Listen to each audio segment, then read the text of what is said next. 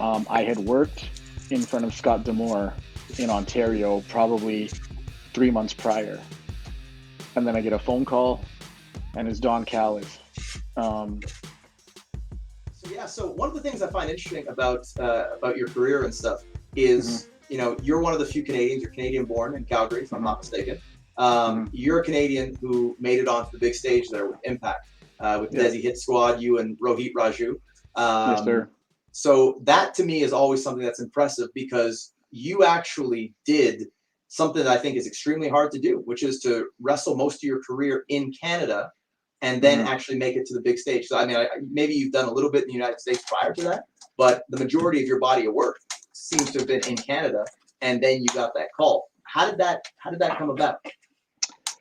Um, it, yeah, man, it's tough to explain. Like, I was, like you say, on the Indies here, which is like a black hole for Mm-hmm. professional wrestling. And I was just staying out west. Like, I traveled early on in my career, but then ended up sticking around in the west. And then, as you know, you and I did a tryout together. Yeah. And then after the tryout, um, at FCW there, they had called me back for another one, and I came back for another one now when they were at the PC in Orlando, and they told me to change my gimmick.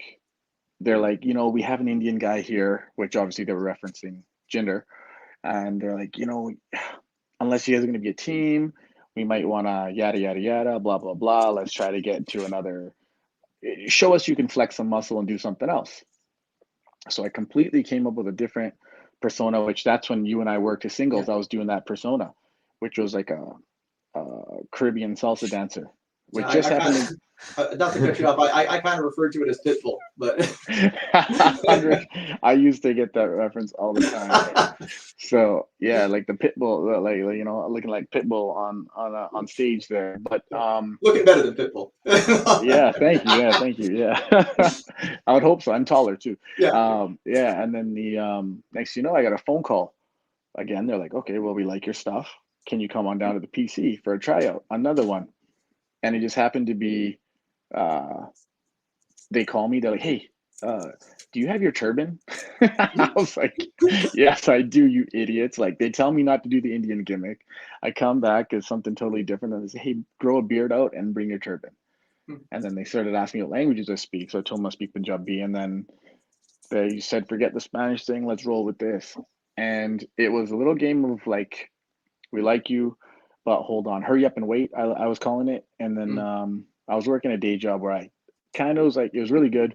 And I kind of thought I might give up the wrestling thing and just stick with this. But as you know, it's always in our heart. So we got to chase Yeah. it. For sure. And next thing you know, as the phone calls are coming in back and forth, I had worked in front of Scott Demore in Ontario probably 3 months prior, and then I get a phone call, and it's Don Callis, um, and then he's asking if I'd be interested in coming over to Impact. And of course, you have to say yes because TNA and Impact are one of the companies we grew up watching our whole Mm-hmm. life. So it's like, of course, you want to be a part of that. But now, when it rains and pours, nobody's called me for the last 7, 8 years, and now I'm getting a phone call from both companies at the same time. So I went back and forth, and I'm not trying to sound like a cool guy here or say I was leveraging anything, but I literally was like, what do I do? I've been in the business for X amount of time. I've been trying to make it for a while. My cousin's been here already for 10, like 7 years, 8 years at the Yeah. time.